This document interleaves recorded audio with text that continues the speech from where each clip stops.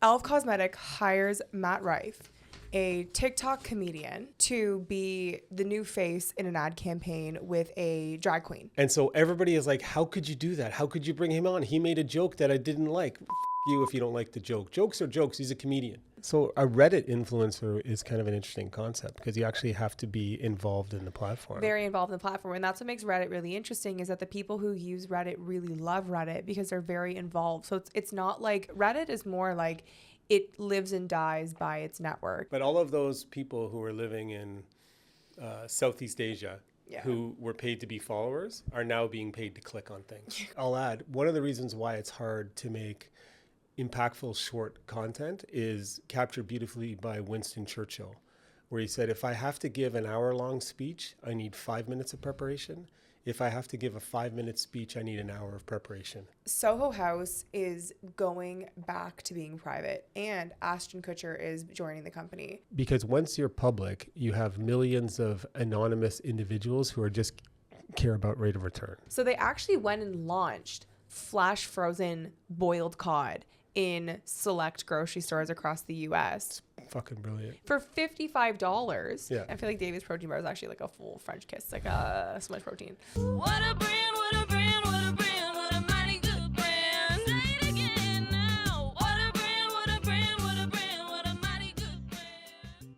Welcome back to another exhilarating week of Art of the Brand. It's early morning.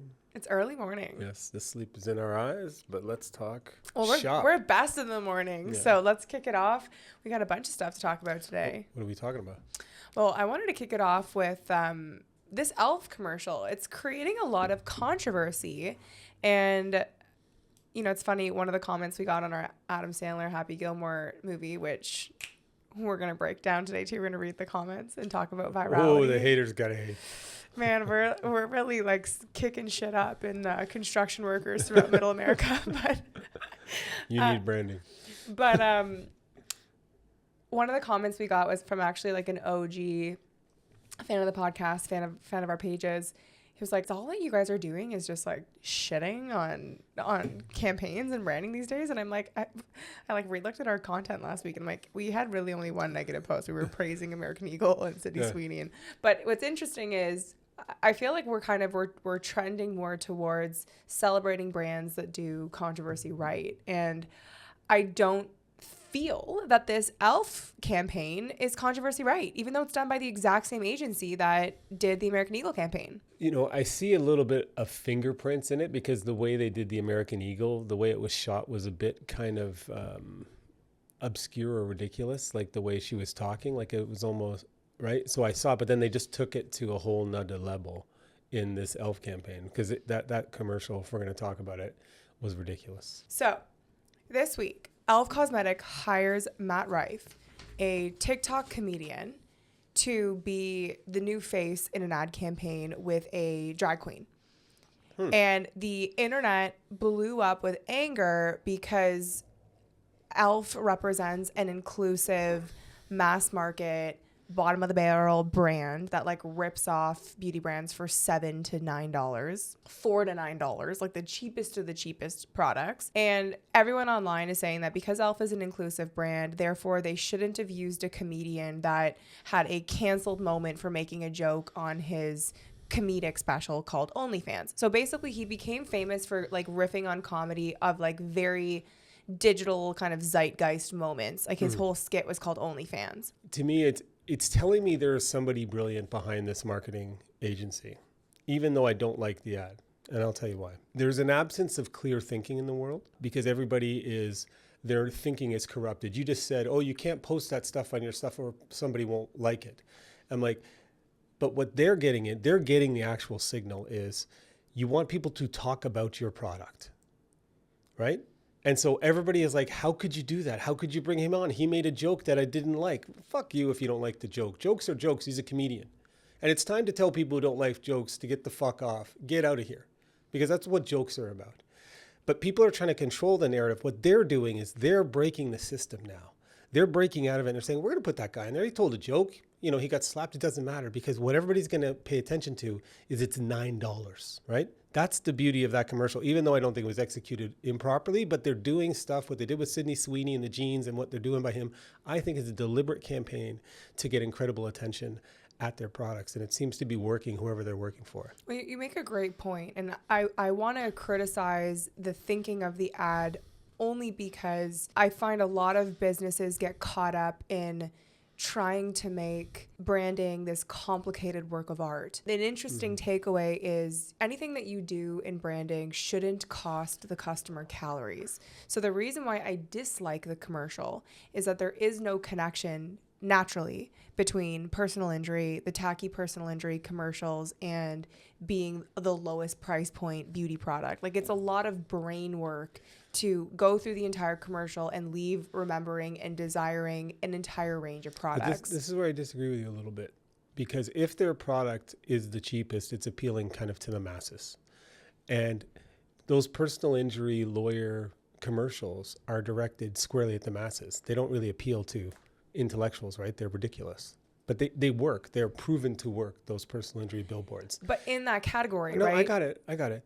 But when you say it's taking calories, creative has to be entertaining. And what they've tried to do is make something entertaining and something that has a lot of visual cues that make people say, what the heck's going on? What's going on? And it keeps them there because the signal is like, yeah, it's $9. That doesn't take a lot of calories to get, but it's not interesting. But here's my argument. There's causation, there's correlation. I think that causationally, they will get a spike because they properly selected a controversial figure, right? It's the Howard Stern effect. Because people love him and because people hate him, the moment that they see him, they're still watching. They've got an opinion. They want to talk about it. So people are talking about Elf because of Matt Rife. The commercial that they shot, talent aside, you have to wait until the end of the commercial to find out about Elf's price point. Like, it's such a musical theater performance until the end that there's so much weight on my brain of them seeing how they're moving around like an 80s personal injury commercial that in an attention span economy, if it wasn't Matt Rife and it wasn't a drag queen. But it is. And it is. And I think it's like a car wreck. Like, I think when you start watching it, you actually want to get to the end. American Eagle's move was brilliant because American Eagle was a brand founded in sexuality, in understanding the psychology of popular versus unpopular and wanting to buy a brand that made you more popular. And there's an ugliness to that positioning, especially for like the age demographic that they're going after, right? There's a you can't sit with us ideology.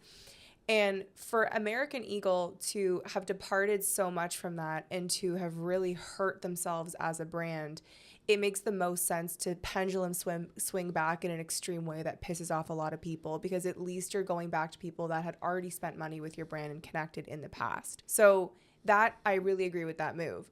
On the Elf side, Elf has always been a generic, overly friendly, more inclusive brand. The entire premise is anti-popular, anti-spend the money, anti-signal based on a brand. I feel like this agency is just trying to move into that positioning, which I think is intelligent for a lot of brands, but I don't think you just have to execute it with every single brand that's in your portfolio. One, I don't know what Elf has always been. I know that companies grow and they respond to market conditions. And in an oversaturated market where it's hard to be heard, I would not tell Elf to be cautious. What I love about it, and a lot of corporations aren't doing it, they're still making $1 million corporate commercials that are useless, right? They're investing in creative. I didn't like the creative, like I didn't like Happy Gilmore, but I bet you a bunch of people think it's hilarious because they see the world differently than me, right? And maybe younger people think it's hilarious because they're watching different things on TikTok or YouTube than I'm at, right? Because I'm watching, different podcasts, but they're watching drag queen whatever that drag queen show was. RuPaul. I think it might be it doesn't resonate with me, but at least they're investing in creative. Totally. Right? And so many brands are not. They're investing in big shoots and fancy cameras. Like, that looks like it was done in a garage, right? Like the way it was filmed, like it doesn't look overly sophisticated. Like it wasn't super expensive. And I agree with that. I guess the perspective that I want to share on this this piece is I really agree with their alignment on Matt Rife. I think that was a really intelligent move. I agree with you that brands should be able to evolve. And I think that Elf's move is evolving in a direction that's going to keep them relevant, which is really important with the Rode acquisition. Clearly, this brand is gearing up to do big things. And I respect saying bold things in order to keep a place. Do we know who the marketing agency is behind it? The agency is called Shadow, and it's founded by Lizette Sanfriedman and Brad Zeifman.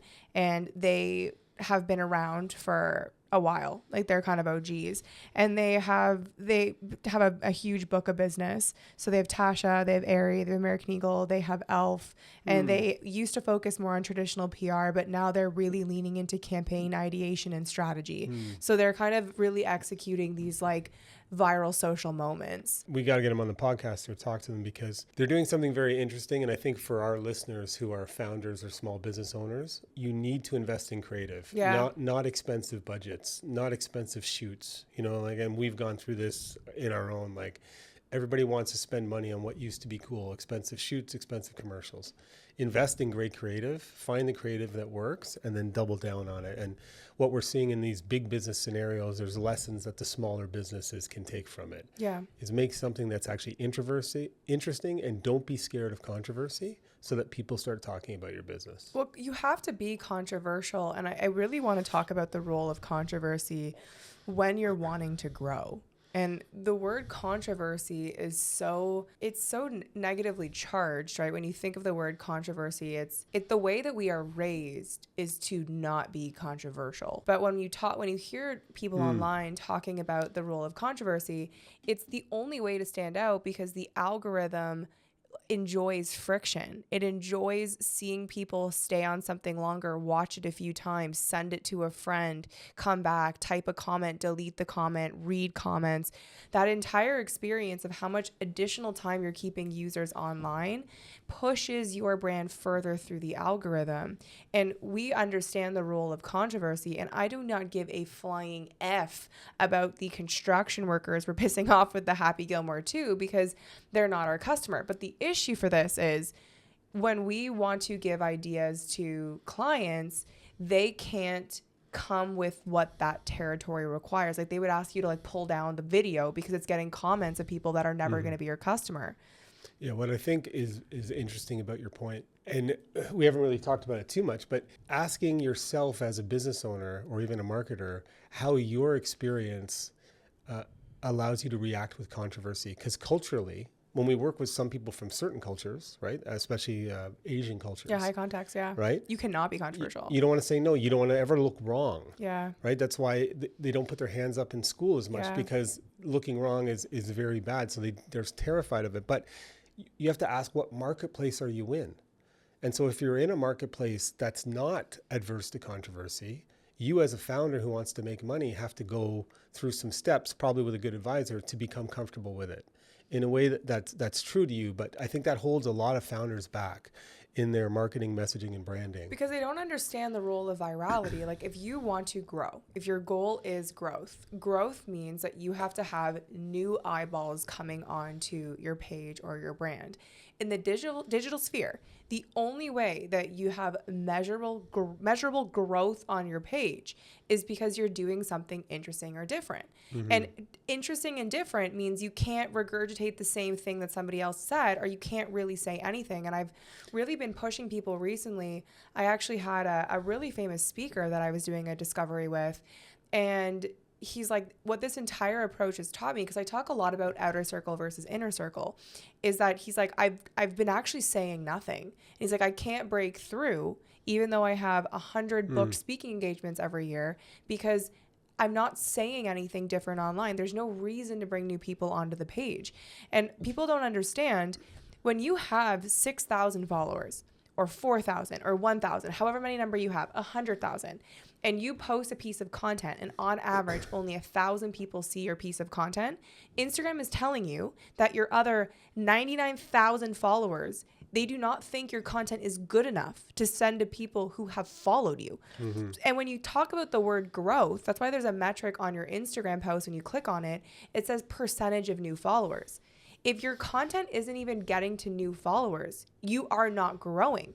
And in order to grow is a different problem to just be seen by the people who follow you. Comfort is a growth killer, right? And people love snuggle blankets in their life at every level, right? But a snuggle blanket around your branding and marketing strategy does not allow growth, and we see this with people who they make a piece and then they fixate on edits. They're fixating on tiny little things, and really that's just insecurity in today's world because it gives them control, right? But they're not making interesting, controversial creative, but they're focusing on trying to make each post perfect, which is nobody's going to watch it anyhow. You're just burning marketing dollars. And what I ask people to think of, if you doubt what we're saying here, next time you see an accident, try and drive by and not look over at the ambulance. And I guarantee you can't. Even though you know rubbernecking causes, it's called rubbernecking, where everybody like leans over to look. It causes traffic jams.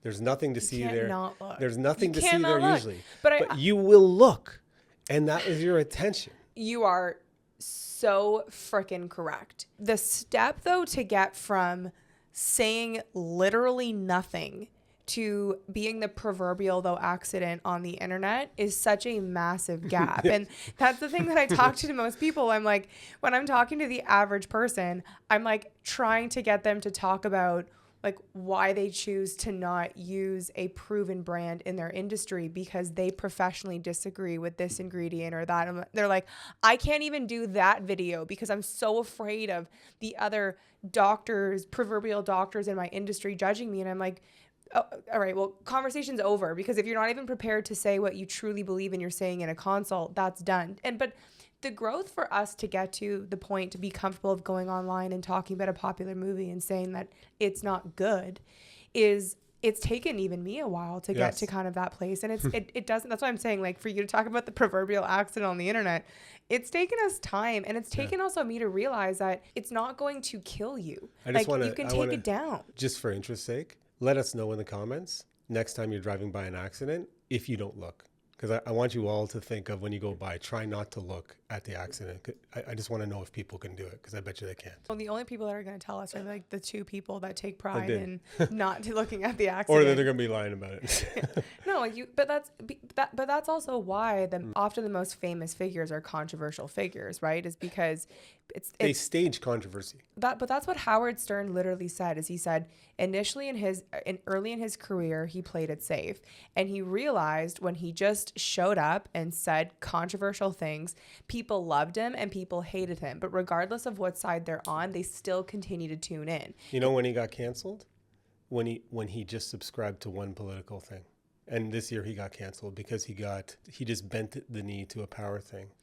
But he also too, though, it's also what's really interesting about the digital sphere is when you're beholden to networks and when you're beholden to companies, when you get bought, you don't have the power to say what you want. And that's what you're seeing with a lot of these big brands that are still company owned.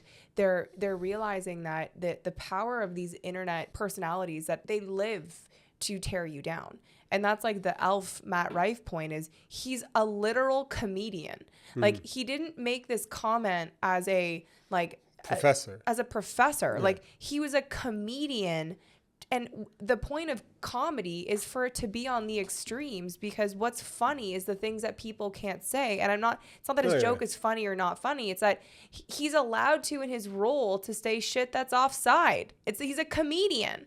So in order for like the internet who's spending $7 on foundation to become political pundits and these experts on TikTok telling you to not buy it because a comedian made a comment that you did not like, is the problem with brands that are subscribing to the sheep mentality.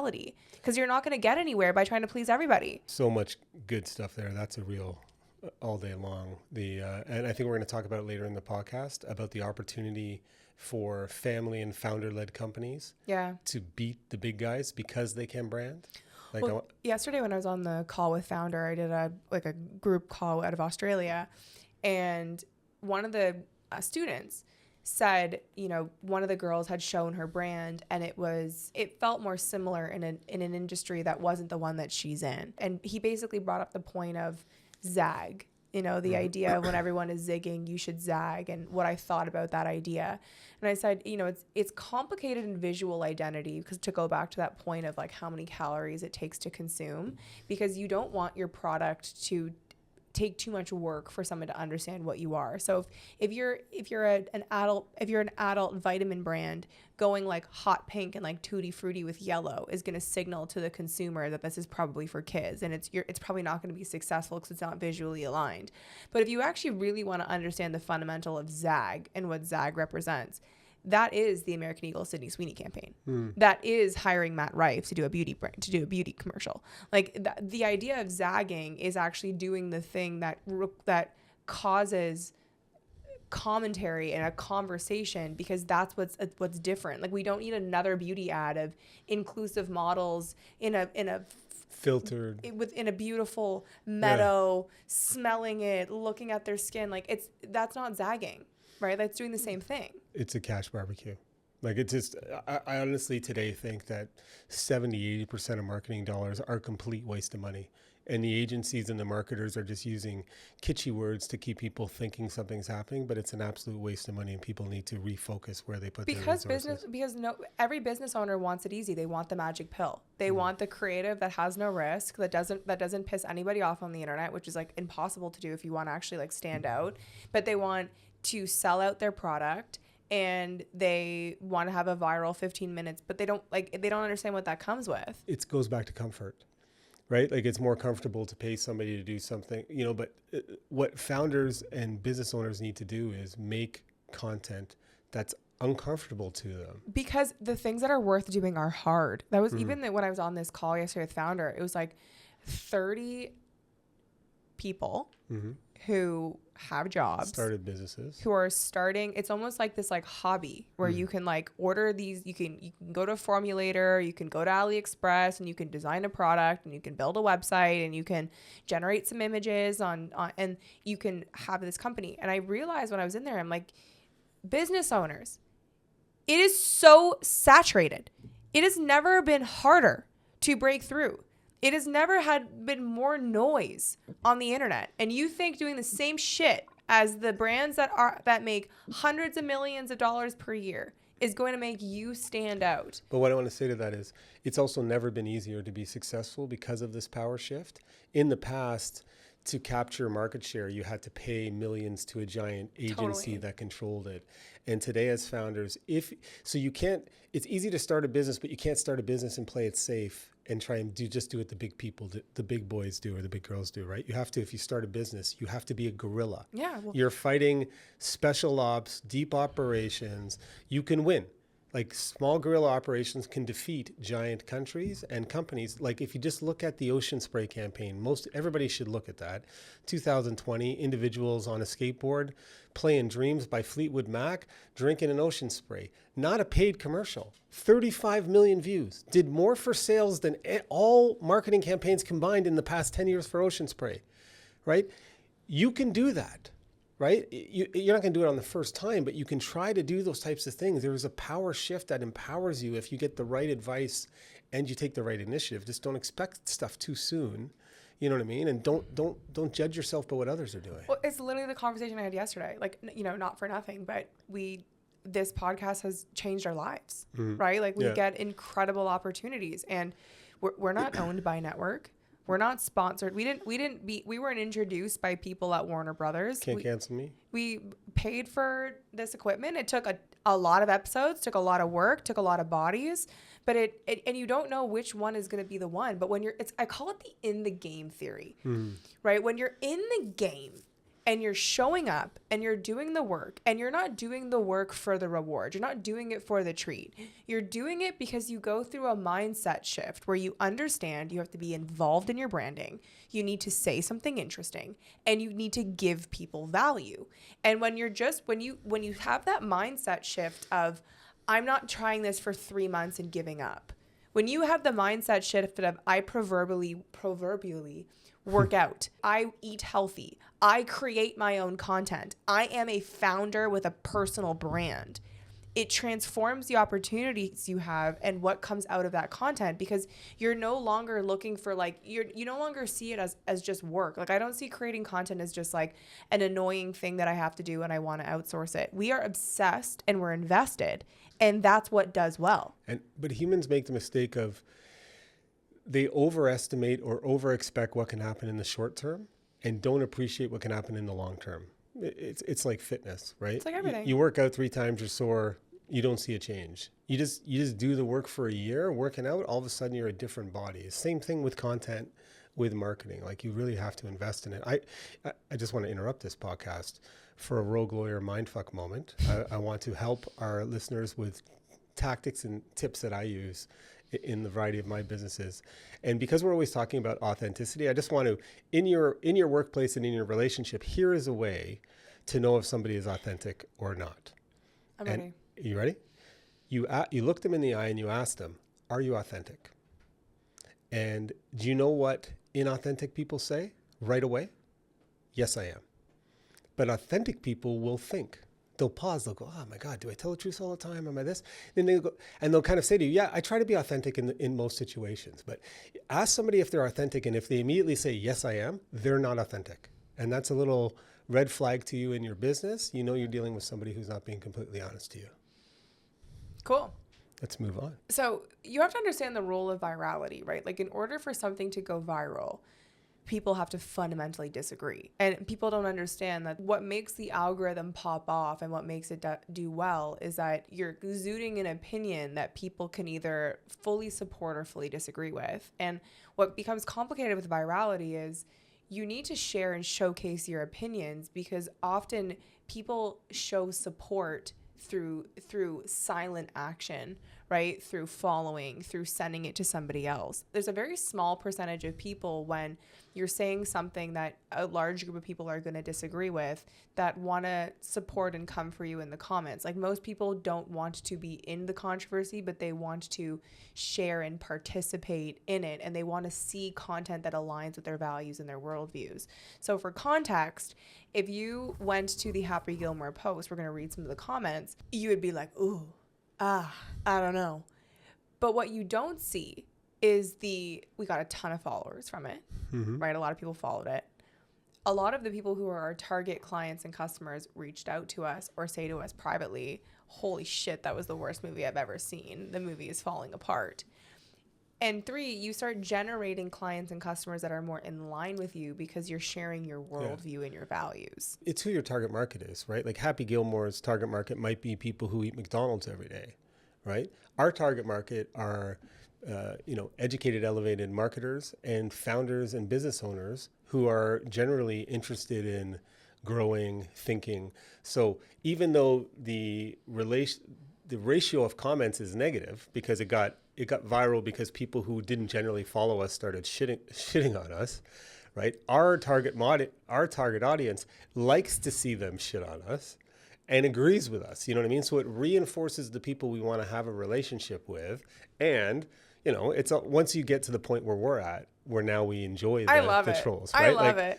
Well, wait, because we're going to read the comments. Like, I love it. But it was no different than the Taylor Swift one, right? We did a video on me saying I don't understand Taylor Swift's brand. And we had like 6,000 negative comments only to me because Philip was playing the hero in that episode. And if you saw the comments alone, your brain would make a decision and judgment based on one set of data and facts. But what's more relevant is what you didn't see is that I got 10,000 followers from that video. And it was 10,000 followers of professional businesswomen who align with my worldview and perspective because they're, in quotations, my kind of person. And that's why it's important to get comfortable in sharing your perspective and your opinion, because that's the only thing you have to stand out. Like, the reality is it's uncomfortable to do it. It's not easy, but it's the only way that you can disproportionately give yourself a leg up in the world for whatever you're selling, whatever you want to do, for literally no cost. Like, there's literally no cost if you just take clips off the internet and add them as overlay to the edits platform while you talk on your phone and giving your perspective. Let's read some comments. They're just like, these guys know nothing they are boring, they should not be on the internet. Nobody's opinions matter less than these nobodies. You're just mad they didn't use your crappy podcast for the movie. Well, that's true. We should have had a booth, at the crappy golf tournament. That did actually make me sad. Found it way more entertaining than this clip. Who's Rose Leader? Because I liked her little comment that She's our buddy. She listens every week. Shout out to you, Rosemary. Thank you for enjoying my sense of humor. You guys know nothing. It's a light comedy. Take a chill pill. You guys are tools. Worst podcast ever. L take. We have as a loser take. But how about, there's one, you just did this for the views. Okay, well, this, I shouldn't even comment on this. These people are commenting on it saying it's a waste of time, but you did it for the views. We did it because it was interesting to us. And we were authentic about the movie, right? And that's why we do a podcast, to get a discussion. You guys must be fun at parties. Shut up. Because your generation can't get this million views. We are a different era. The ones who see this movie, and as a golfer like me, 28 years, this is one of the best movies, is okay. We are always hurt your feelings, and you're hurt now. LMAO. We should send that person a gift certificate for Dr. Pepper and McDonald's so he can just carry on enjoying his life. 2 people not in the movie. Cry face, cry face. Zero plot. What a joke. Y'all just mad your little podcast doesn't have 42 million viewers. Worst movie ever. Oh, shut up. Who even are you? It was classic Adam Sandler. If you didn't like it, you never liked any of his movies. That's not true. I loved his first movie, but the difference is, from an artist perspective, is the first Happy Gilmore didn't have a lot of budget. So when you don't have a lot of budget, and this is what founders can take from it, you have to rely on creative. You have to actually be creative, right? But when you have too much money, like a lot of the big companies and ad agencies, they make shitty creative and try to fix it by spending a lot of money. Well, that's the issue. It's like action, flash bang, green screen this. Let's put in a like spinning green with sea bass with laser beams. Let's have them fall from the ceiling. This one's the best. Wait. Look at that. 2 people who could never sell a movie script talking about how bad a movie script is. That's the internet for you, folks.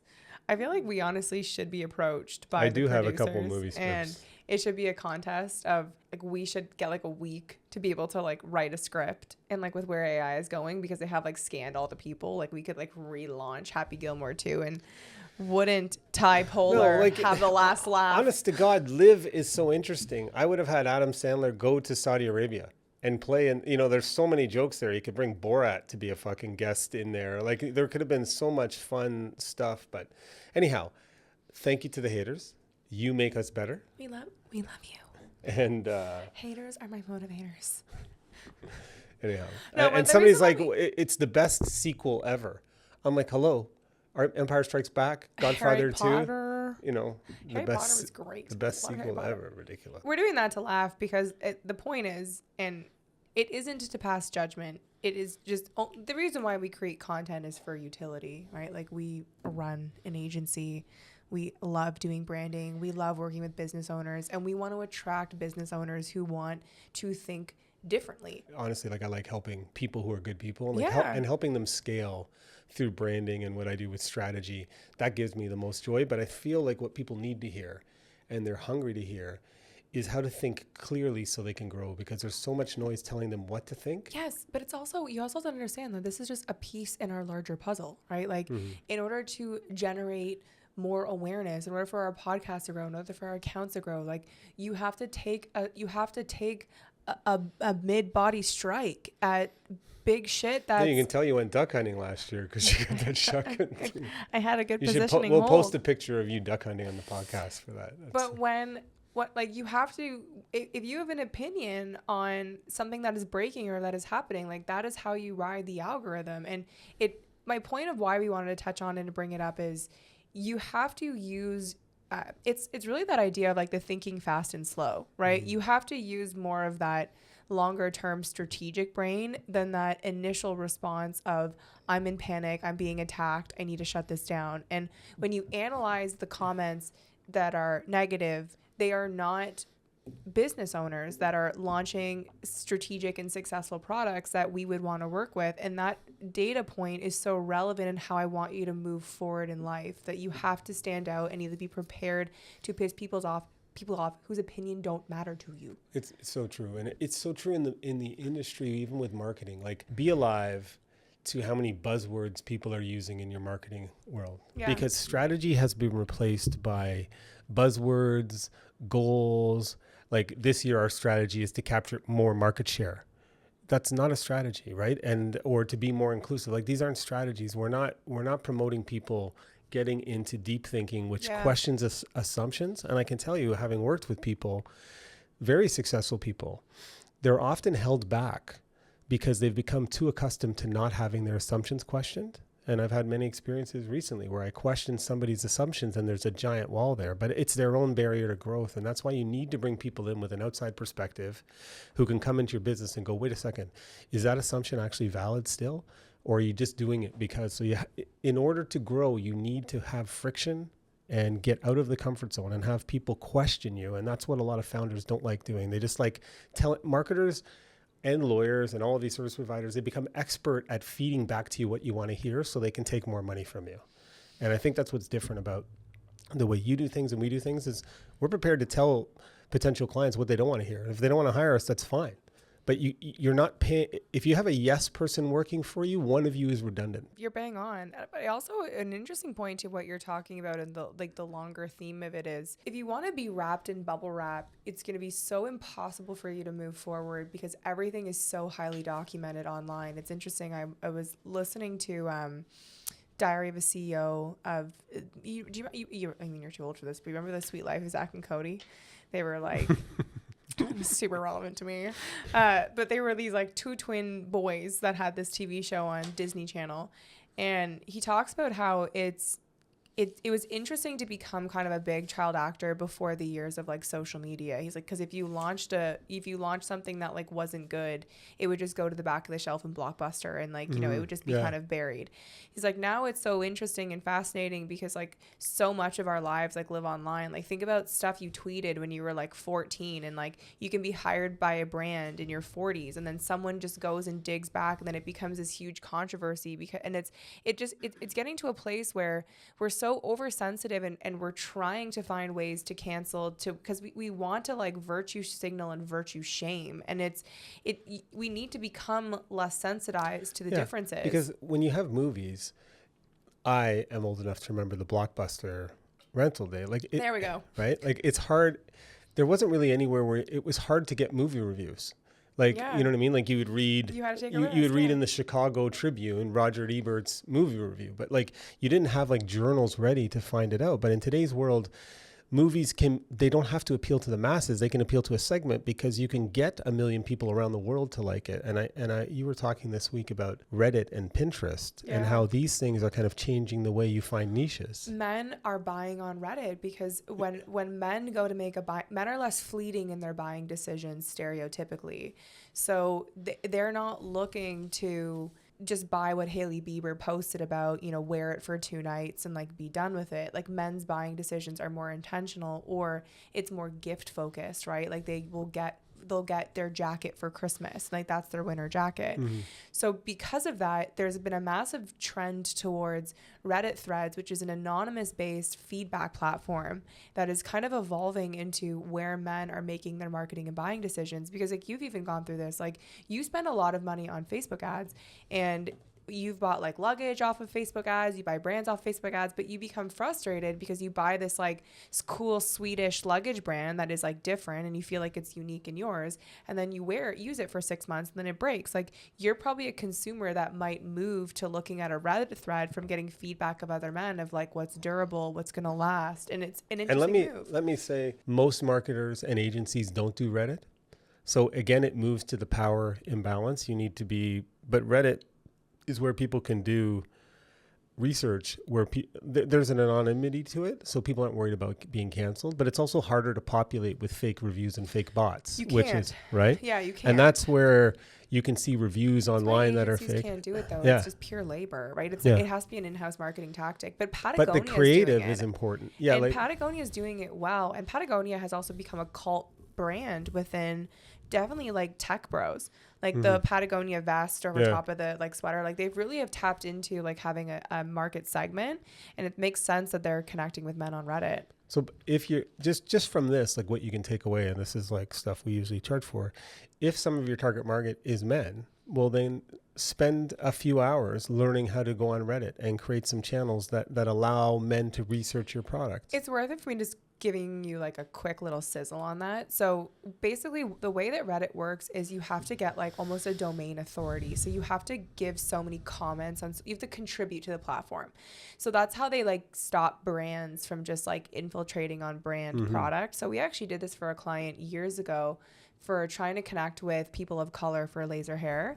And it's very difficult to do it because you can't go on and like only talk about a clinic or like only talk about a brand. So there's like I don't know what it is now, but like an inverted point system where like you have to like upvote so many things and like so many things so that they can keep the platform genuine. So a Reddit influencer is kind of an interesting concept because you actually have to be involved in the platform. Very involved in the platform. And that's what makes Reddit really interesting is that the people who use Reddit really love Reddit because they're very involved. So it's not like a Google search, where you show up and you're kind of like tapping in, like how Yelp and they'd have those like Quora forums and stuff where it was more fleeting and a little bit like more sketchy. Reddit is more like it lives and dies by its network and by the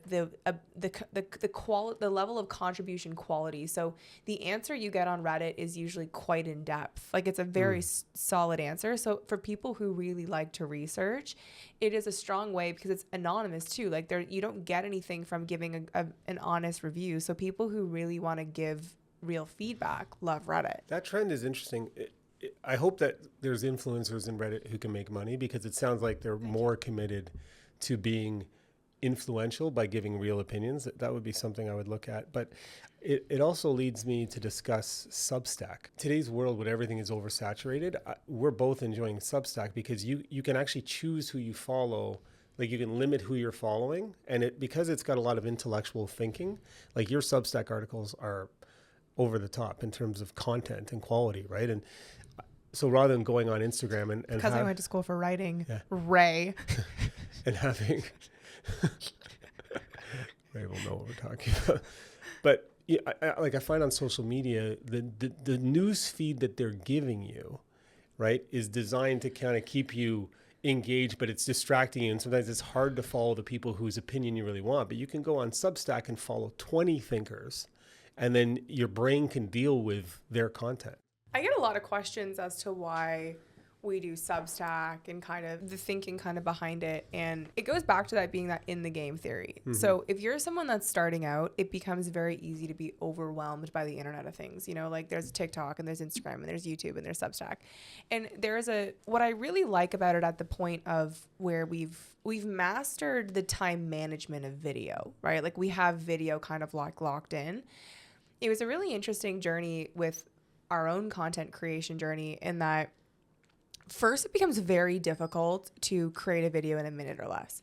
Like to like get a video with like all of the points in less than a minute is very difficult. And the reason why it's difficult is because it goes against the way that we've developed our EQ. So like our social skills and our ability of like when you have a conversation, you have a polite lead up period, you provide the storytelling tactics, and you can't get out all the core points in 60 seconds. I'll add, one of the reasons why it's hard to make impactful short content is captured beautifully by Winston Churchill, where he said, if I have to give an hour-long speech, I need 5 minutes of preparation. If I have to give a 5-minute speech, I need an hour of preparation. It actually takes more work to make something condensed and powerful than to just ramble on and all the points will eventually fall in. It takes way more work, but it also takes way more work. So you actually have to rewire your brain. Like you're not used to like spitting out the core points. It comes across honestly as almost rude because you're like almost like yelling at someone like the core points, and you don't do that in the day-to-day. But then once you start to kind of master that, then it almost becomes easy to dilute the message and to only give the like high level core points. Cause it's almost like someone is like running by on a marathon and you have to be like, okay, be home by 5, gonna make dinner at 6, we're gonna eat chicken. Like that's kind of the idea of the 60 seconds, right? It's like the three core points. But you get better view percentage rate as well. When it's shorter. But my point is that it almost becomes like you become so good at it that you almost lose your art or your skill to it because you're not using your brain in longer formats.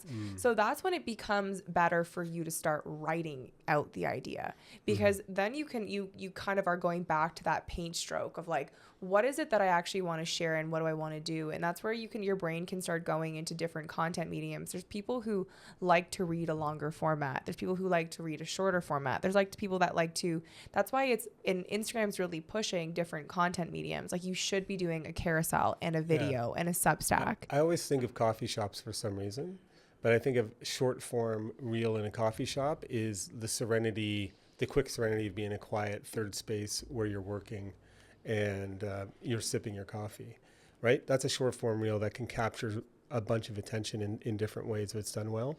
But then you could write a Substack article about the beauty of getting more into the depth, ambience, how you felt something, right? Like it's same messages, different audience. Mugs, no, totally. Yeah. That's a great way of looking at it. But the reason why I chose Substacks particularly is it's kind of evolving to be almost its own social media platform in that when you do newsletters, it's isolated to only going into your inbox, which is annoying for a lot of people. But what Substack is cool is that it gives you both. So it goes to your inbox, but it also goes to your app notification, and you can get really good content on Substack.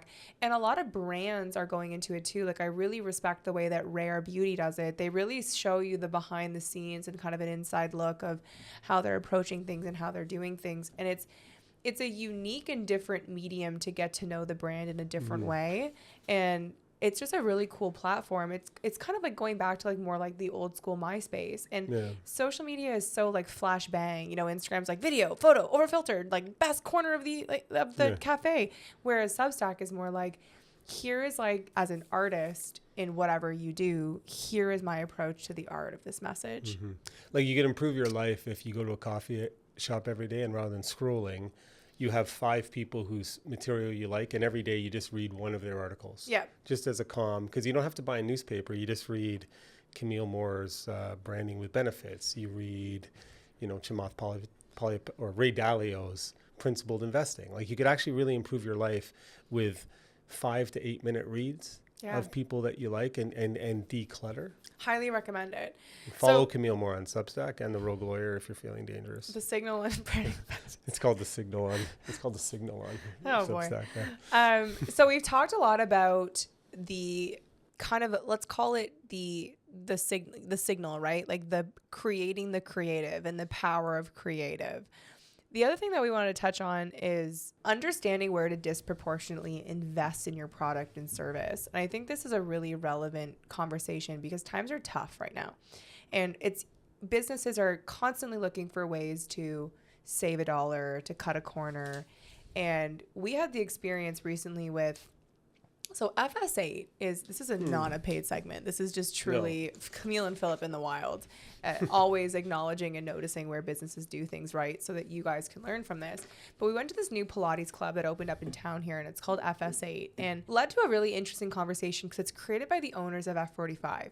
And they really did Pilates very differently. Like the way that they approach the programming and how they're doing the class is, and we do a lot of Pilates. It's like a Pilates class I know you do a lot of Pilates. So the Pilates, what they did differently in their Pilates is they're leveraging weights, movement, the actual reformer in a way that, and I've done a lot of Pilates that you haven't done before, and it allowed us to have a full conversation on the level of programming, because where F45 and FS8 really differentiate themselves is how much money they put into creating the workout program. And if you haven't been to either of these F45 or FS8, basically what makes their boutique fitness, you show up, there's 2 instructors that are there to kind of like guide the class, but the entire workout is done on a screen. And the screen shows different workouts, and it like leads you around the room, and it's either strength based or weight based, or it's cardio based, or it's a mix based. But every single day there's different screen based programming, and we've been going for years, and the programming gets better the longer the business is in place. And you can tell that they disproportionately invest in experts who are obsessed with programming to Yeah. create the best workout plans. Like there's power in scale. And it's interesting because F45 started with some experts who were trying to know the most about building a routine. But they created a category where you didn't need a personal trainer, which is what people were spending money on, having somebody hover over you breathing, which I always thought was odd, or going to a gym with a regular workout. And so they just used TVs to show you exactly what you needed to do, right? They got rid of the mirrors. They just said, look, it's not about looking at yourself. It's about looking at what to do. And they created a program that the average person couldn't create on their own. Yeah. And it was good. But as they scaled, their force multiplier now, and I don't know the internal workings of F45, but I would assume based on what I'm seeing is they've now hired experts and they've got resources that are constantly trying to figure out how to make that 45 minutes better. Yeah. And less injuries, more results, more fun. And because they can concentrate the best in the world, and remember, all of our businesses are dependent on people. So one of my lessons learned is don't save money on cheap people, borrow money to get the best people, because your business will succeed best based on having 5 top performers. But now they can invest in the best people. And then that is now disseminated across. So somebody who opens up in Pasadena now gets the best instruction all over the world. That's why F45 is now so powerful, because whenever I go into one, I know I'm getting consistency and excellence in the product. And that's what I really like about celebrating a brand that did stuff differently, because a lot of the boutique fitness, it's very instructor dependent. It's very vibe dependent. It's very location dependent. And what I really respect about the F45 model is like the brand is very good. Like it visually looks very strong, but the consistency and the quality of the experience disproportionately outperforms the bouginess of the Barry's Red Room. Yeah. You know, like. Yeah. And what I want to compare it to is Peloton. So Peloton is dying. And it was great in COVID, because in COVID, it gave you that amazing studio feel when we were at home. Hot instructors, great lights. They invested in the experience. And, I might get some hate from it, but I still have a Peloton. I went on it. The instructors don't look fit. Like it hasn't changed. It's not inspiring. I don't need to be in this kind of woke environment for my workout. I want to be aspirational.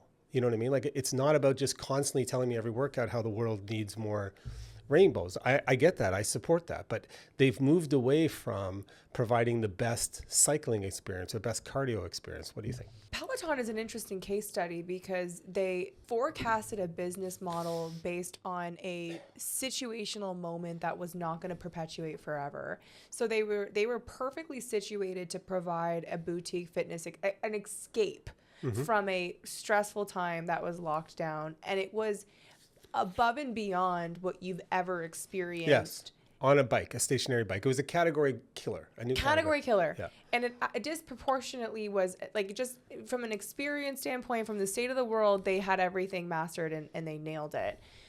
But what's interesting is it goes back to the concept of the signal and the noise, where a lot of the people that continued to stay on it when the world opened up and they went back were people who want to stay home and be safe and to work out in a safe environment. So the message that they kept getting reinforced having safe instructors, having a safe message, because disproportionately the people who stayed are people who don't want to be seen working out outside. Interesting. Yeah. The problem with that is that when you only listen to the people who stay, you stopped attracting new people to come. And Peloton is now positioned to me as it's a backup option, not the first option for going to an F45 and an FS8. And for that reason, they're only going to decline I love your brain. Thanks. Because they're not going to continue to be aspirational. Yeah, and it's hard to market to it, but they just kind of think that people are going to be drawn to it, but it's like but that's also a thing that founders need to be aware of, is that your brand can get stuck in an echo chamber, and it's not that it's wrong to listen to that customer, but Peloton needs to be focused on growth, because the model only works based on subscription demand. Yeah, like because it costs $2,000 for the bike, right? Like, so it's expensive. So generally people spend money to be aspirational, but But based on what I heard you say, I might say to them, why not market to the people who want to be scared? Like be anti-Spinco, Like if you want to do it, but don't pretend that you're that, but then not be that. It's almost like they have an accidental market now, and they're not speaking, because you could bring tons of people who hide in their houses there, but you have to double down on that message, right? Make fun of the people who go in the tights, who are filtering and taking selfies during, you know what I mean? Like that might be an angle to increase their market shares, to double down on the people who don't want to be seen and want to be safe, right? I think but they're trying to act like they're Spinco or Soul Cycle, right? But they're not anymore. I think that the way that Peloton, like they did one kind of lane of controversial commercials, and I think that it was the best. Like, to me, they need to go back to showing transformations. Like, they need to create ads of like, Amy lost 50 pounds at home doing the Peloton regime. They need to do more marketing of this in your corner in your basement, that, you know, this coat rack that sits in your basement or in your office room off to the side is the difference between you getting into, like, they need to move more into that traditional messaging of like what the transformation of what your body can get, because that's the most attractive for sitting right in your house. To me, I would kind of get hot without the judgment, you know what I mean? Like, because people are worried about going in there, and the one thing I think they missed, and we didn't expect to talk about Peloton, is you put in a profile. You put in your age, your location, your demographic, and a statement. It's kind of like because you get high fives during the workout. I thought Peloton should have moved more into a dating kind of social thing, where you can actually get to know people, where you're riding, you're giving them a high five, you're encouraging them. You should be able to put more pictures on there. I think for those people who want to stay home and be safe, you know, when you're riding, maybe you want to swipe through who you're riding against, who's on there live. Like, I think that would give it an extra dynamic that would give value to the program, as opposed to or sitting even there. Like if brands could like send you like a coffee, or Yeah. like send you, like, there's a lot that they can do from tapping into the virtual world. The problem is like they're just over leveraged now, because it was such a swell Yeah. during COVID that they got punch drunk, and they didn't properly invest that into the IP. Honestly, I was like, their instructors are not impressive. There are a lot of the same people, and they've let themselves go. It's not a dynamic environment. I actually go on the bike and put on something else on YouTube now instead of listening to the Peloton instructors. Wow, that shows you a lot. Yeah, they should give us a call. Next segment. So, breaking news: Soho House is going back to being private, and Ashton Kutcher is joining the company. So it's Interesting. a full return from Soho House was like on the up and like went public and boomed, and then had so much attrition. So why I think this is probably the only thing that could save Soho House in terms of its brand, because one thing that we know from our experience is that once you go public, your brand starts to die. The bean counters, the quarterly reports, the ROI metrics are just brand killers, slow brand killers. But we were experienced at Soho House seemed different when we Because went public there. brands are only focused on making more money. And what made Soho House special is that they limited memberships. Like, there was a cap to who could join. There was a cap to experience. It wasn't a like public watering hole. And Soho lost its vibe because it went public. Because once you're public, you have millions of anonymous individuals who are just care about rate of return. And that can't make a brand, right? It's only but why founders, even small businesses, medium-sized businesses, family-run businesses, you have the greatest opportunity ever to make a brand, because the big guys can't. They're dying. And brands are made generally through the passion and purpose of a founder. Yeah. Somebody who has a vision and is willing to exclude some and include others. And do you think this can save Soho House? I think it's going to be what saves Soho House, because the founder of Soho House is a master of real estate. And that's what people don't talk about with Soho House, is that Soho House isn't the best private club. It has the best real estate all over the world. And that's the reason why you join, is that it allows you entrance into a creative world that is devoid of social media bragging rights, because you can't take photos in Soho House, but at like literally the best locations in the world. And that's why I joined, is because we travel a lot. And when you're in Spain and when you're in Rome, you stay at a member's price. So you get like significantly inexpensive places at the best real estate in the world. And that's what made it fantastic. So when he went public, he wasn't even making the right like real estate buying decisions because he didn't own the company anymore. A public company that's really a real estate company will then try to get more SKUs to be more profitable. Yeah. And so what they'll do is start selling, have a gift shop, you know, like start selling more, and it all takes away from the vibe. And if the long-term goal is to have the best places to hang out for people while your real estate accrues over decades, that's a beautiful model. That's almost like a Chanel model. Like those properties aren't going to go down in value, but if you try to extract every penny from them, you ruin the business. Well, and that's why I've started to feel like less connected to Soho House, because the real estate was good, but because everything else was not, like the experience was starting to falter. I wasn't staying in the hotel. Right. Like, and also the price point started to go up. Like it lost. What made Soho special is that it did well, but it wasn't focused on profit. And the customer can see when you start to cut those corners, because prior to them going public, we'd get upgraded to the big room, which in New York City is like a big deal when you pay $300 a night and you get a huge room with a king size bed. Like that is a moment that makes you feel loyal to a membership.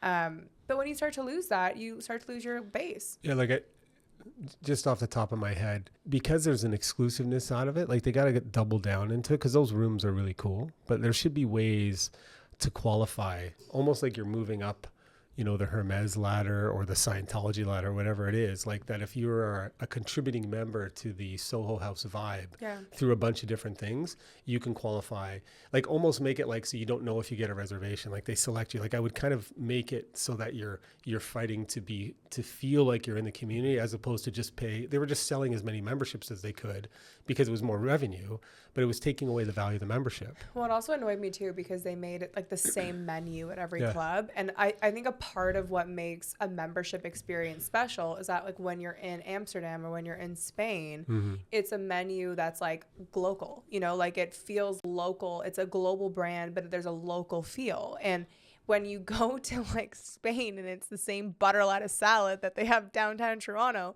you're like, it feels more McDonald's. It doesn't feel like a curated membership experience, because these are people that travel. These are people who are cultured. These are people who want the nuance. This is what I want founders to get. It's persuasively poisonous what the big companies are doing to get short-term profits. The butter lettuce salad is good in New York, right? But we don't want it in Europe, right? We don't want it, but it makes sense on paper.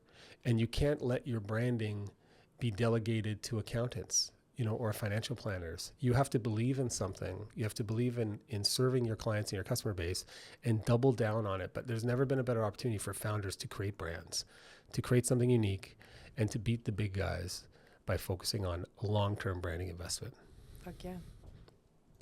So I want to talk about David's Protein, because they did a launch recently that was absolutely brilliant, and it was kind of missed online because it wasn't traditionally controversial, right? And because it didn't make people mad and it was really cerebral, it was swept under the rug. But David's is a new protein bar company. It is founded by the guy who started RX bars. And he sold that company and he partnered with another gentleman, and they raised $85 million to launch this protein bar company, because the company that was adjacent to RX Bar, so another company he owned, basically owns this patent on EPG, which is the ability to condense more protein into like a soluble product. So it's the only product on the market that can condense like 23 grams of protein into like a 100 calorie bar, or 150 calorie bar. And was a lot of, anyways, so David's has really like launched. And why I like it is because RX had egg whites, almonds, you know what I mean, and something else like basic and so dates, blueberries. So he tried to put the most protein in with egg whites, and so then he sold that and then evolved. So it's a natural brand progression to evolve into a protein bar that's more complex but still has the protein punch. Because RX Bar really it wasn't a protein bar. It had protein in it, but it was more of that like on the go fuel, right? Like it was better than a Kind bar. It was better than the Cliff bars. It was well done, yeah. It was, but it great branding too. Like it looked like branding. That kind of old pharmacy chemist branding on the It front. just made you trust it. Yeah. You know, like it was very simple and trustworthy. It didn't feel like big box. So he left that or exited that company, started this company. They're already on track this year to do $100 million in sales. And so what they did, they launched, so their entire marketing is tied to, really it's like the best source of on-the-go protein next to a boiled cod, right? Like an actual full protein source. So they all of their marketing was always comparing their bar to boiled cod. Like it's literally the next best thing to the most boring protein source that you can eat. And it did really good marketing because it really spoke to educated people who are on the go, who want to grab protein because they're busy professionals. And it got out of the like Quest bar marketing or like where they're full of junk and like you don't know what's in it, and it's like the protein source isn't a soluble source. I wasn't eating those protein bars because I just felt there was just too much jammed in to make it seem like a candy. Yeah. Right. And it went against, if I'm having a protein bar, I feel like it should be healthy and not candy tasting. Plus, I don't want to be reminded of sugar when I'm trying not to eat sugar. And you're the kind of person that like really aligns with that message of like, this is the next best thing to something that in your mind is like real protein. Mm-hmm. So they actually went and launched flash frozen boiled cod in select grocery stores across the US. Fucking brilliant. For $55. Yeah. Like for like a high price point. So they launched literally the product they compared themselves to in the grocery stores as a way to speak to their target customer that they are a legit protein source. And it's so intelligent because this is the kind of thinking that generates $100 million in the first year because you understand your target market so well. And I wanted to touch on it because so many business owners they're distracted by things that don't connect to their true and core customer. And this is a decision that you can tell that it's an intelligent founder that is very involved in the marketing and branding, because that is something that wouldn't make simple sense to most business owners. Like they think it's a distraction. It's a different category in the grocery store. But it is so intelligent for connecting to that target customer. It takes deep thinking to take the branding message where he went from RX, then he goes to David's bars. So he links himself to Michelangelo's David, which is the perfect form. So it's got a psychological reference point for educated purchasers who, if somebody knows what David is, they're probably encouraged to focus on fitness. So that's a great step to say it's here. But then to take the risk of taking a piece of cod and turning it into, that's what a protein bar, that is second and third order thinking that I'm really impressed by, and to invest in it. And there's not an ROI originally to it, right? But it cements the brand positioning of what the David bar is because they were able to take that risk to show it. Like to me, it's brilliant. It's almost hard to speak. It's like so guerrilla and so intelligent because to go further, you might not be the target customer listening to this, but we are like protein freaks. Like we try to only eat protein, and it's very hard when you're traveling a lot and you're between meetings to get in your protein count. And to have a company create a premium product in a different category to get fish suppliers when you're at like the checkout is so much additional work. But it's literally, when we were in Texas, we went to Central Market, which is like the Arahan of Texas.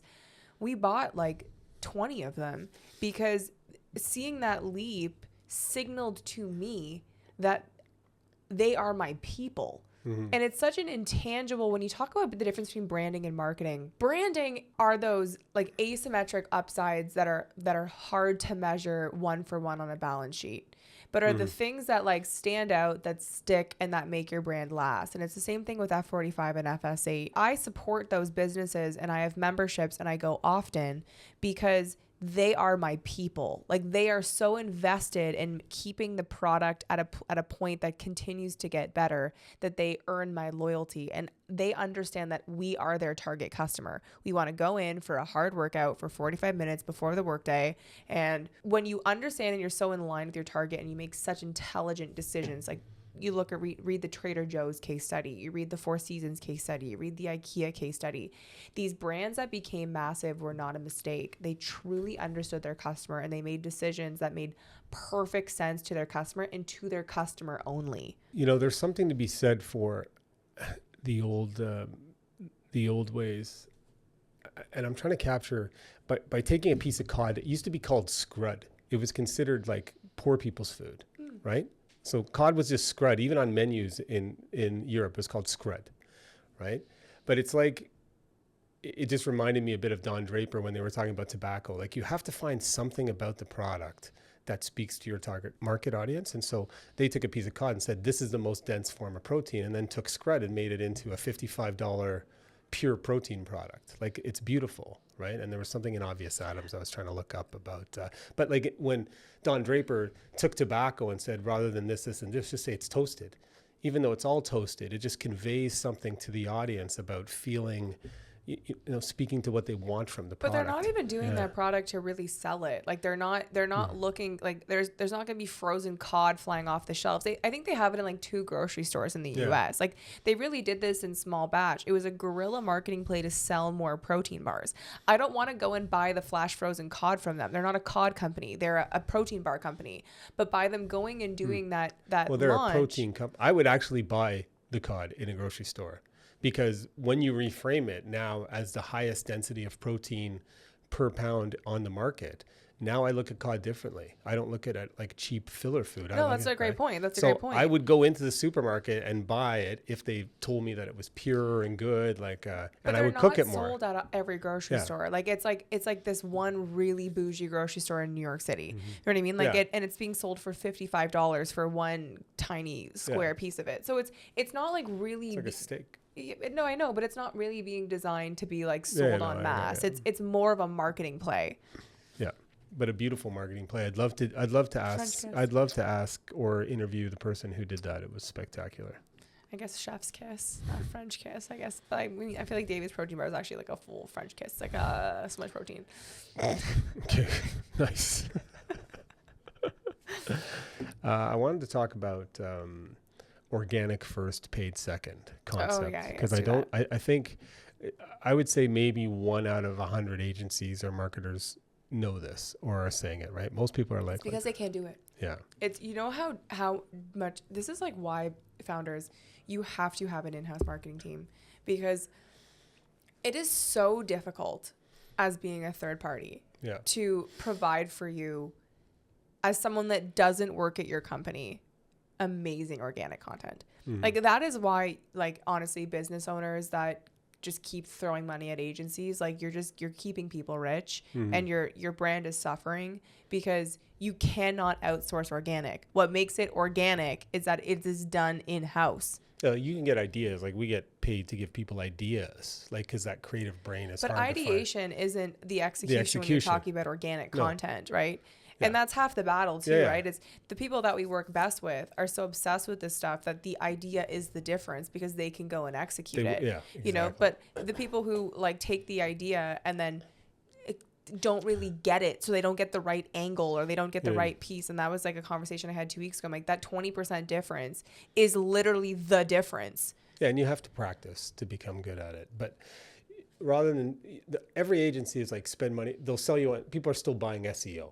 You know what I mean? Because there's some results in there. But rather than spending money on ads, spend money on creatives, test them, like make 5 creatives, do $5 spends on Facebook, right? And see which one does the best, and then double down, like make creatives, find a creative that works a bunch, and then invest as much money as you can in the creative that performs. Well, I got asked that yesterday. I was like, this woman is launching a compression sock company, and she's like, I was trying to identify my target, and there's just so many people that can benefit from this. Like, should I pick one or what should I do? And I'm like, you're thinking about this wrong. You should create content for 5 different audiences, create 5 pieces of content for each of those audiences based on their pain points or concerns, their issues, their goals. What do they want to get as a guide? And then once you have those 25 pieces of content, launch them all and see which ones work the best and which one perform the best. I'm like, stop, like, you're doing so much stress before the actual testing of the execution of it. So 25 pieces of content, spend $10 boosting them on Facebook, right? That's $250. Take the top 5 and then spend your money. That advice right there is worth $50,000 to any founder. If you just did that, you will transform the way your business works. Totally. But you have to invest in making, because I tell you, there's so many bullshit reports that come out of agencies in terms of ROI, time spent on page. It's just meant bullshit baffles. It's meant to distract you to think it's there. Like if you're getting direct leads, that's one thing, but there's a whole industry of bullshit reports that are designed just to get you I to don't pay think next it's month. their fault. I don't think that's the right. If you're being hired to do a job and you provide data to show them the job, it's just the data is the data, but it's not their fault that you're not involved in shooting your content. Like we live in a world where we watch everything through our phone. Like you should be shooting stuff at your business, at your job. Like I don't think it's fair to blame the person that's being hired when you're hiring them to get out of a job that you need to be doing. Sure, but you just have to be aware that their survival is based on giving you data that is often corrupted or manipulated to make you think that it's working. And you need to look at your own bottom line to see if it's working, but most people are just burning cash. It's yeah, but I don't agree with that. It's not, they're not really editing data reports to manipulate the data. It's that the data can tell you. There are tons of big agencies doing that right now that are completely editing it. There's ways to get clicks. There's what you can hire organizations in the East that will click on ads, that will generate, that looks like there's engagement with the materials. Like I can post up the links on it where you can pay somebody that will just click through ads. Google was actually found to be doing that because you only pay for a Google ad when somebody clicks on it. And so they were paying bots to click on ads in different countries, right? Yeah.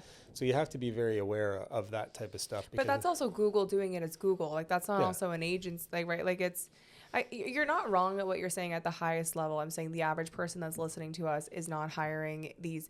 A lot of them are actually at the highest level, right? When you're talking about like a marketing agency doing socials for you. But many of them are buying them Sprout followers socials. too, right? Like many of the accounts that have tons of followers were bought, and the same thing is happening now. What I see though, a lot of the accounts who had bought followers is when followers mattered more. Like I find more businesses know now that like followers isn't the real metric. But all of those people who are living in Southeast Asia who were paid to be followers are now being paid to click on things. Crazy. And lick them. And you can see their rooms with like 500 phones just playing things. Like, so just be aware that you need to be aware of that. Another thing I wanted to ask you, I think from our perspective and clients' perspective, why do you think there's a resistance to live shopping? Like everything that I see when I look out there and the signal I get is that live shopping online is the new thing away from department stores. Why are people resisting live shopping? Because Instagram hasn't really, so Instagram has no capability to do it properly.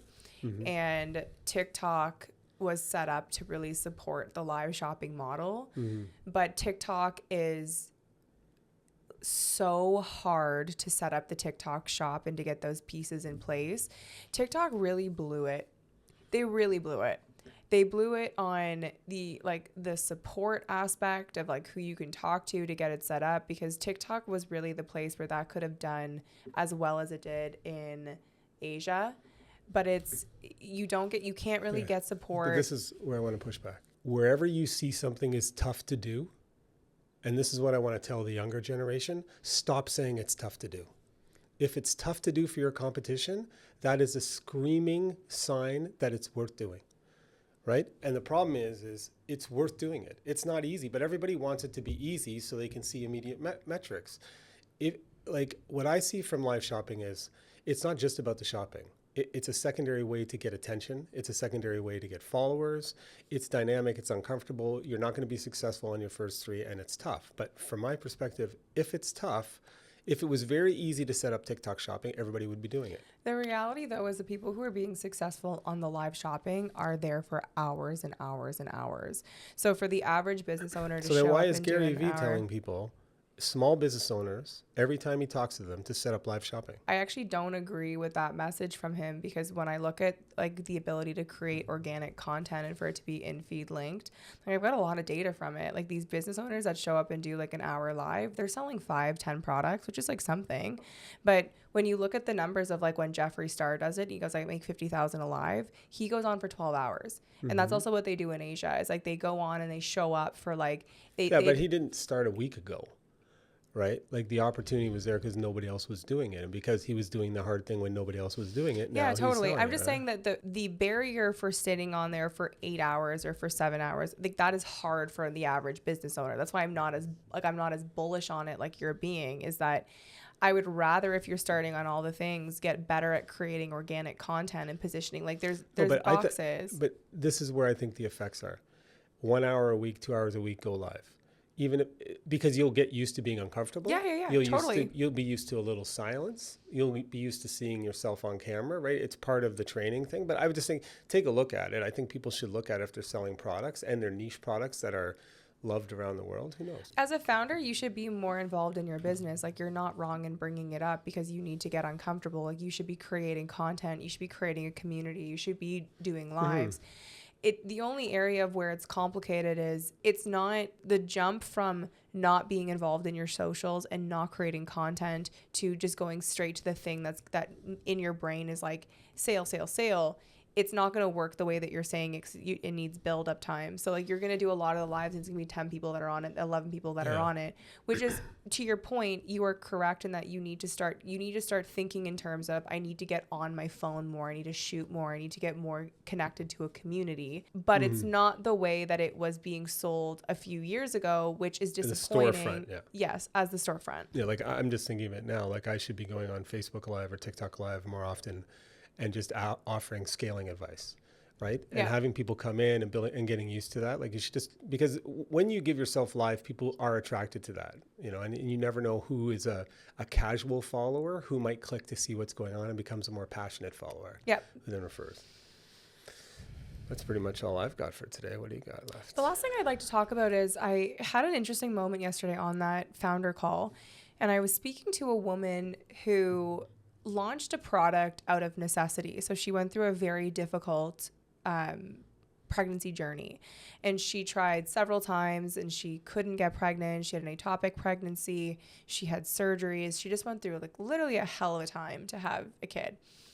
And during her last attempt was going to be having to do IVF, which is like very expensive in the United States. So before she went down an IVF journey, she went and like did this like full 180, got super healthy, started taking these like pills that were like derived from beef organs, and basically ended up having a really healthy baby. Awesome. After years of disappointment and feeling like she was never going to be able to have kids. So she's launching this product, and obviously this is a big part of her story because it came from necessity. And she was talking about, how to tell her story and being afraid of not wanting to contribute the ability to have children with just like taking these pills. Cause she's like, I don't want to tell people that I had kids because I took these like beef organ pills. And she was like, what do you think about that? I'm like worried about telling my story, but like, I know everyone talks about stories. Like, what do you think? And I'm like, well, it's important for you to tell that story. That's the reason why your product came to be, and it allows you to connect with more people. But that story is a story and not the story that's going to like bring people in. That story is a bottom of the funnel story. That story comes when you've attracted eyeballs and awareness through creating content that's controversial, that speaks to those audience pain points. And I'm like, that's the issue. And what's hilarious is that she worked for Donald Miller, How to Build a Story Brand. I'm like, you understand this framework. I'm like, you're not being the guide. She may have worked for Donald Miller's Story Brand, but she has not taken the Camille Moore social media masterclass, because that's where you learn how to actually do this stuff. You have to understand the role in which your story plays. Like, it's a pinned post on the top of the page, but people don't care about your story. They care about their problems. They care about what they're going through. And then you become a laneway into helping them go on their journey. You become their guide. And that was the most interesting perspective to this, is by you having your story pinned and that being a part of the brand and a part of your journey for becoming a founder-led thought leader in, natural pregnancy space, people who are struggling with having kids, you're now just giving them an additional thing for them to tack on, because you're now educating them and being a thought leader. So I think a lot of people get caught up on the idea that you need to tell your story and your story is important for launching a product. 100% it is, because without it, you don't have that trust, you don't have that credibility. But your story isn't the main driver. It's an aspect to the buying cycle at the bottom of the funnel. Your story is not for you to be the lead character. Your story, in essence, is to allow you to be more relatable. Right? And people want to relate to your story and then position it to what they're dealing with. So it allows them to buy and follow. Exactly. So for those who are wanting to launch their brand, I always highly recommend the How to Build a Story Brand by Donald Miller. I think it's a fantastic read because you get so in the weeds of hearing people saying you need to be a founder-led brand, and you feel like it's very like you need to speak at them. Instead, you just need to give so much away. And that was another meeting I had this week, actually, where I was like, you don't realize, like, in order to grow, you actually just, it's exhausting how much value and information you have to give away to help people. Because otherwise, if you're just signaling the outfit you're wearing or what you're doing, that's only interesting to your inner circle community, like to a small group of people. Yeah, no, but the scaling coach in me now comes to Camille more and goes, you know, stop talking about Donna Miller's story brand.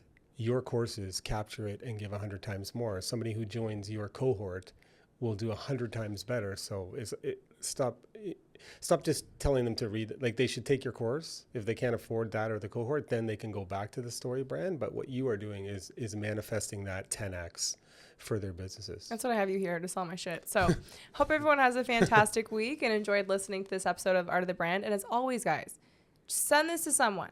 Make sure you're subscribing to us on YouTube. We show up every week for you. Show up for us. We need voices who will say things that need to be said. So please do us a favor. Solid. Like, share, follow. Have a great week, everybody.